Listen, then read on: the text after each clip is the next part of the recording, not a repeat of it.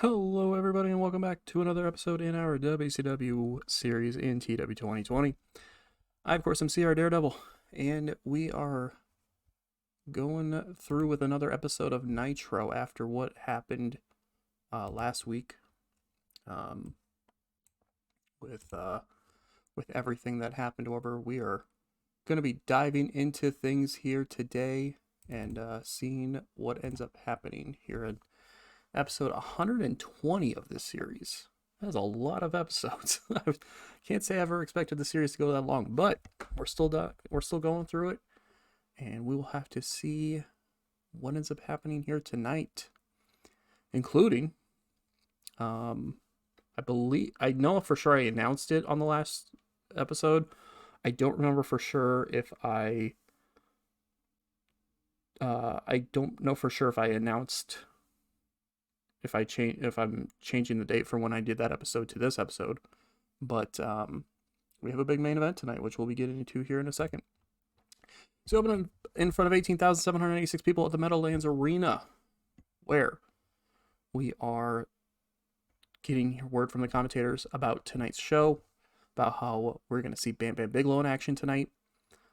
We are also going to have Paul Levesque and Dynamite Kansai of the New World Order taking on Brad Armstrong and Medusa, which will be interesting because, of course, Dynamite Kansai is the women's world champion. So you got to imagine that Medusa would eventually want another shot at that title. And we get the announcement. Well, not the announcement. We get them talking about, which kind of reveals that tonight's main event, of course, will be for the WCW World's Heavyweight Championship, as it will be Brian Pillman defending against the man who won the title shot a couple weeks ago on Nitro, Booker T. I can't remember last week if I said that it was going to be for this episode or for the next episode, but it is going to be for this episode. So tonight, world title on the line. Booker T gets his shot at Brian Pillman. We open up the in-ring portion of Nitro with a 55 rated match as Alex Wright defends the Cruiserweight title successfully against Homicide in 639 by submission with an STF. 55 rating for the match. 62 from Alex Wright, 28 from Homicide, who actually has pretty good chemistry with Alex Wright, so that's good to see. We have not hired Homicide. I brought him in on a one-night deal. And obviously we wouldn't be hiring him and leaving him as a legitimate gimmick, because why would you do that as a legitimate gimmick? I don't know. But anyway, it was more of just like I wanted to have a local talent. I've kind of been keeping a little bit of an eye on Homicide anyway, so I kind of wanted to see like what his stats were at this point, like what his in-ring performance was at this point. But I also was like, who's somebody who's a kind of a cruiserweight who could bring in locally that would be kind of a victory for Alex Wright, where he just, is defending the cruiserweight title against kind of a local talent, and it just happens to be Homicide, and he gets the victory kind of thing. So, because I didn't want to have him beat somebody on the roster at the moment, kind of planned story-wise for that at this point. But not too bad of a match to start off Nitro here tonight. He gets 55 as he makes defense number 6 of the Cruiserweight Championship. And afterwards, he's celebrating when he gets attacked by the NWO's Jerry Lynn. Of course, if you remember, Jerry Lynn did attack him a few weeks ago on Nitro after a Cruiserweight title defense he had then. And then it was just kind of forgotten about. It wasn't actually forgot about. It was just nobody was sure what happened with it. Jerry Lynn attacked him and then never said anything, never did anything, and now all of a sudden he's attacking him again. So are we going to get any sort of continuation with this? Will we find out this time why Jerry Lynn is attacking Alex Wright? We're not sure, but 68 rating here as Jerry Lynn stands tall over the Cruiserweight champion. Then after that, we go backstage where we find out that there is a backstage brawl happening between Meng and Jesse James Armstrong. The two men are fighting with each other all over the backstage area. Of course, Meng is just losing his mind, but somehow Jesse James is actually still staying in the fight. He's still bringing it to Meng at this point until security come running in to break things up between the two of them. So far, just a lot of chaos happening on the show. We are a couple of segments into the show, and we already have had a blindsided attack and a backstage brawl. So great stuff to start off this show. Then after that, we get a brief little backstage interview where Rikishi Fatu and Samu are being interviewed by Gene Okerlund. They're kind of talking about how they haven't really been doing much the last few weeks here in WCW, but they know that the tag team champions are always open for an open challenge. They're always, looking to defend against whoever. Steve Austin's always looking to defend against whoever, so they want to put it out there. They say next time that that the quote-unquote odd couple, or whatever we're calling them now the next time that Paige and Austin want to put out an open challenge, they want to be the ones that step up and accept it. So we'll have to see if Austin and Paige ends up accepting it. I can't imagine that they wouldn't, but we'll have to see what they end up having to say about it. So 67 rating here, not too bad of a promo. Then after that, mixed tag match happening on Nitro sees Paul Levesque and Dynamite Kansai of the New World Order defeat Brad Armstrong and Medusa in 10:38 when Levesque pinned Armstrong with an ace crusher following interference from Lance Storm. 67 rating for the match, pretty good rating there.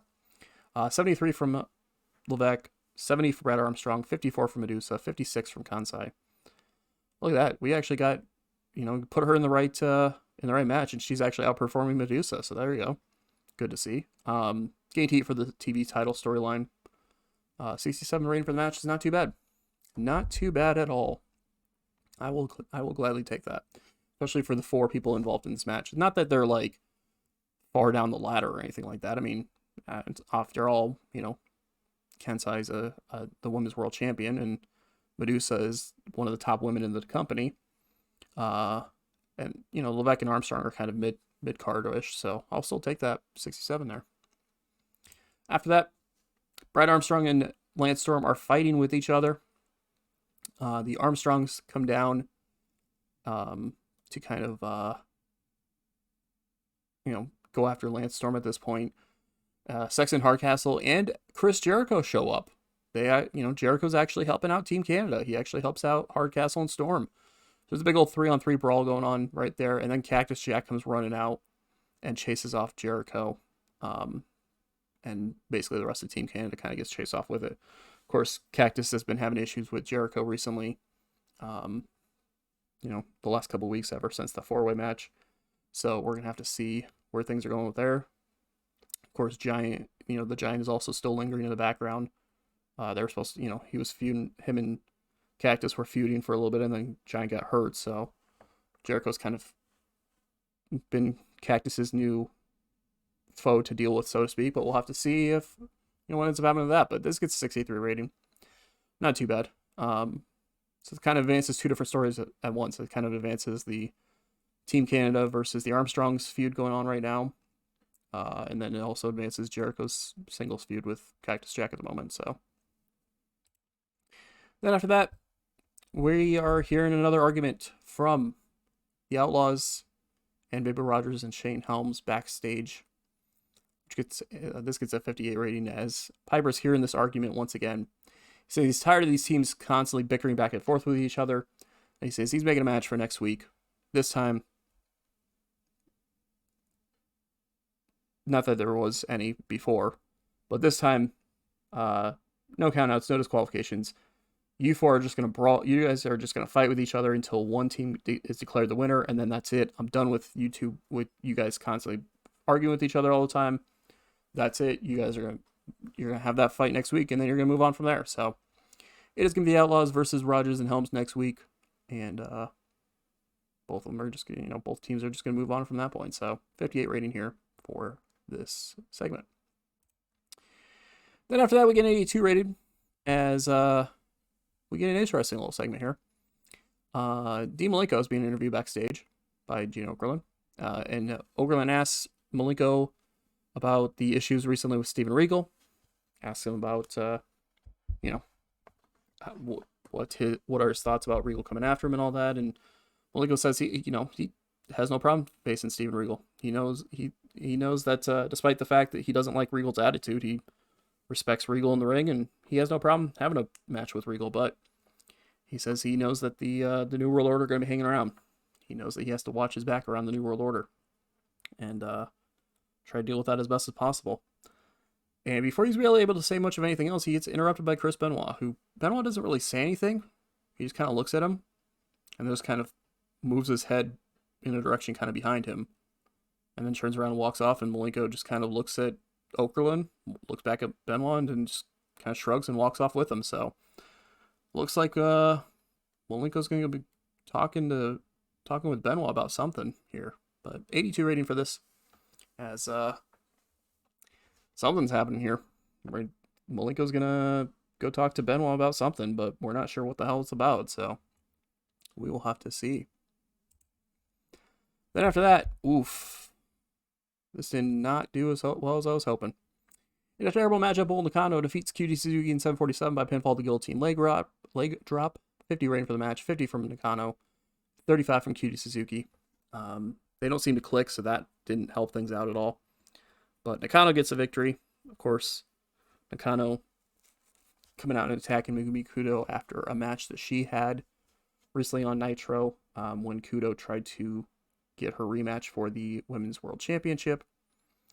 Nakano kind of saying that she had to go, or well, Sonny Ono speaking on behalf of Nakano, saying that Kudo had to go through Nakano first before she could get another shot at the title. And after the match, Nakano just continues to attack QT Suzuki until Megumi Kudo comes running out to run her off. Well, not really run her off, but she, Nakano does back down at the moment for the time being, especially because Kudo's kind of wielding a steel chair with her. But that kind of chases her away a little bit there, and so that's, gets to 39 because they're not that super over and everything like that. But hey, continues the story. The story being that Nakano is, that Kudo has to apparently go through Nakano to get another shot at the Women's World title, but we'll have to see when that match ends up happening. Then we get a Barry Windham interview backstage with Daniel Okerlund, where Windham is talking about, he's still kind of down. He's still kind of feeling down about what happened with the, battling alongside the Horsemen and failing to live up to his end of the bargain, and then losing to Bret Hart, and now he's just he's not sure what he's doing here. But before he's really able to say much of anything else, all of a sudden he gets attacked by Curt Hennig. Hennig just lays him out in the back, just lays him out. Okerlund's calling for security, who do come running in to break things up, but not before Hennig is kind of able to leave Barry Windham laid out in the backstage area and walks off. So, no idea why Curt Hennig is attacking Barry Windham, but apparently this is a thing right now. So we're going to have to see if we can hear in the future why Curt Hennig did this. Let's get 78. Not too bad there. 77 rating for the match that features Bam Bam Bigelow making his in-ring return officially. So he defeats Rick Martel in 8:32 by pinfall with a diving headbutt. 78 from Bam Bam, 64 from Martel. Good to see that Bam Bam hasn't really lost much of anything in-ring performance-wise. I mean, he was kind of doing about upper 70s. I guess he was declining for being rusty, or he's penalized for being rusty, so he'll probably get back up, once we actually get the rust off of him, he'll probably be up there in like the upper to mid, the mid to upper 80s once again. But I remember him not, this isn't too far off of what he was during his world title run anyway. He wasn't super over at the time, but I just was doing it just because, I really wanted that to happen. So, but Bam Bam Bigelow gets a victory here in 8.5 minutes, beating Rick Martel in a really good matchup here. And after that, he is celebrating until Sting shows up on the stage. Gets an 83 rating for this, as Sting shows up on the stage with a microphone, and he says, Bigelow, if you want a piece, or if you wanted to make a statement upon your return, all you had to do was ask. All you had to do was ask. I have no problem beating you. I have no problem stepping into that ring, going one-on-one with you and beating you. I have no problem with doing that. All you had to do was ask. You didn't have to attack me to be from behind. You just had to show up and ask. So he says, I'm going to issue the challenge right now then, to try to make things official. You, me, at Fall Brawl 1997. And, we'll have to see what Bam Bam doesn't necessarily accept or decline it at this point. He is just kind of staring down Sting. So the challenge has been issued for Fall Brawl between these two men. We'll have to see if Bam Bam accepts it in the near future. Fall Brawl, by the way, in-game, set to be about 4 weeks from now. I think it's like the third week of September. So we will have to see what else happens on the road to that. But we may have our first official matchup for that card, as it'll be Sting versus Bam Bam Bigelow, depending on if Bigelow accepts the challenge. Then after that, we get a 100 rated segment with the Odd Couple. This time we're not, this time it's not one of those Paige bringing Austin terrible beer segments. This time, the two of them are backstage hanging out. They're just hanging out. They're watching the show, all that kind of stuff. And Paige kind of turns to Austin and says, "Hey, man, like you guys, not you guys." He says, "Hey, you caught what the Rikishi Fatu and Samu had to say earlier, right?" And Austin's like, "Yeah." Paige is like, "I mean, are we gonna, accept the challenge? Like, we're gonna fight him, right?" So Austin's like, "Of course we are. I've been saying it since the beginning, since becoming the tag team champion since the beginning. We're willing to take on any and all challengers. So we'll accept that challenge." All right. And Paige is like, "All right, well, when are we gonna do it?" Austin's like, "We can do it tonight for all I care. I don't care. I have no problem going out there in that ring and whooping some ass." Paige is like, "Well, I got a little bit of a nagging injury, but next week we can do it, right? We can do it next week." Austin's like, "Whatever." So it seems like it's official for next week on Nitro. It'll be Diamond Dallas Page and Steve Austin defending the tag team titles against Rikishi Fatu and Samu. So we'll have to see how that plays out. Should be a pretty good matchup. This gets a 100 rating, obviously, as Page is just kind of playing this character where he's just kind of like unsure of how Austin's going to respond to him, and Austin's just kind of getting annoyed with him, just kind of like, whatever, yeah, whatever. So we'll see how that plays out. Then we have an 84 rated segment that sees Eric Bischoff being very underwhelming and not doing well without a script, so that's good to see.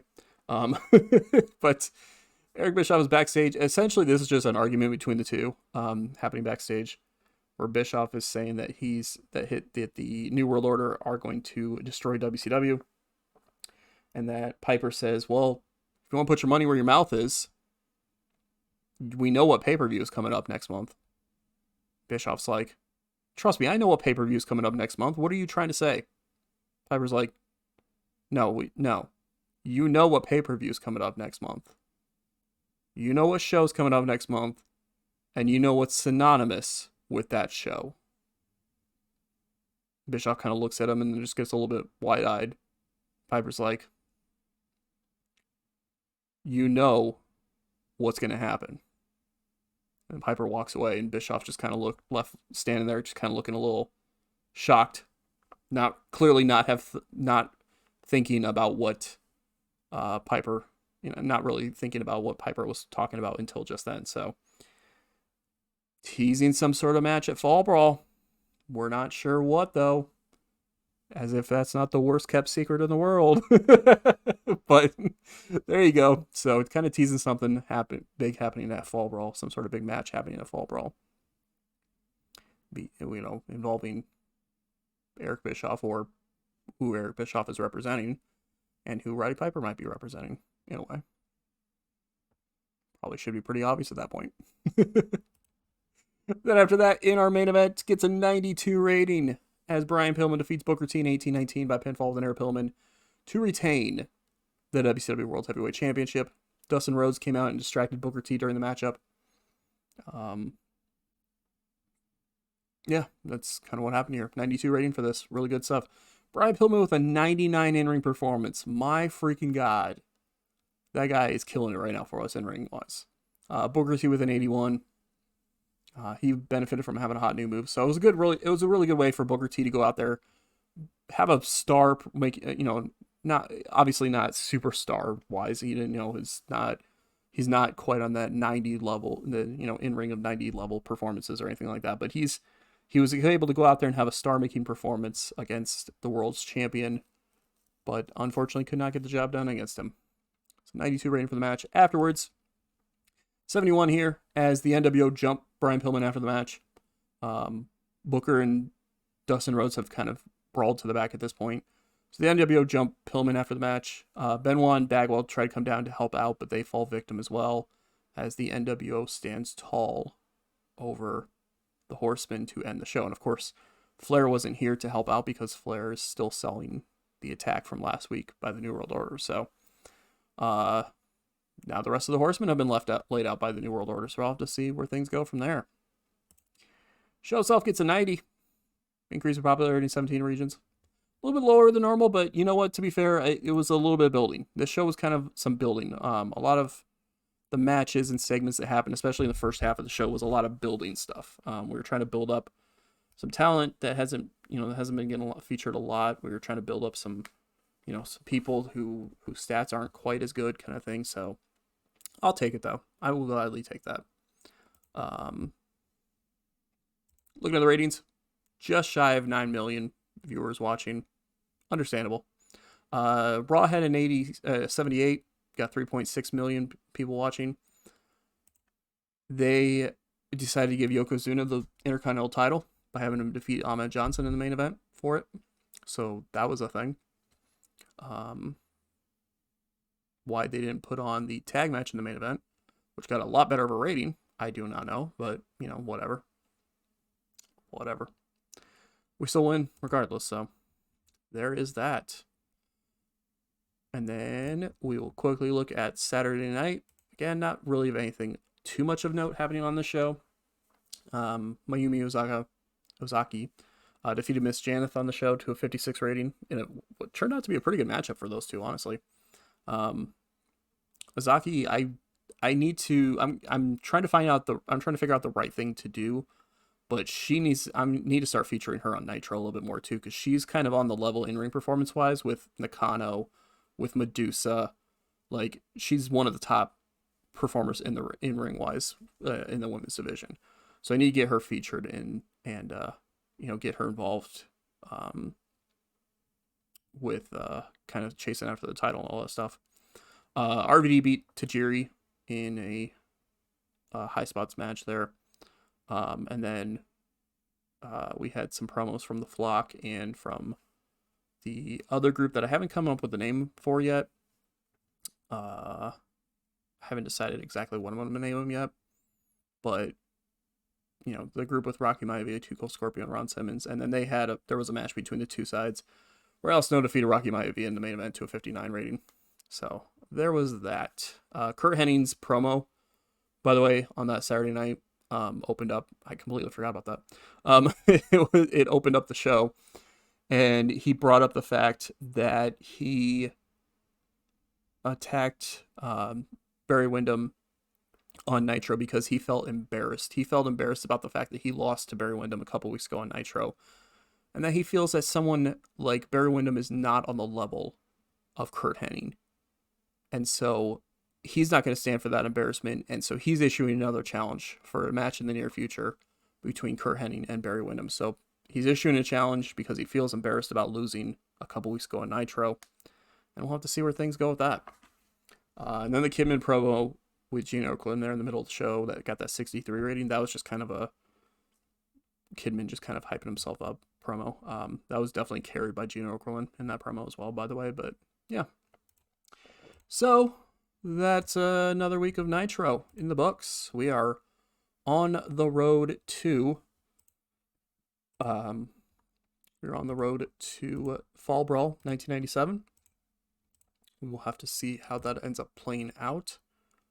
Kind of see if if Bam Bam Bigelow accepts the challenge from Sting for a singles match at that show. We'll have to see what the match that Piper's talking about is. Terribly kept secret, but you all can probably figure out pretty quickly what I'm referring to. And we'll have to see what else plays out. But thank you all for watching. Definitely appreciate it. We will catch you next week for another episode.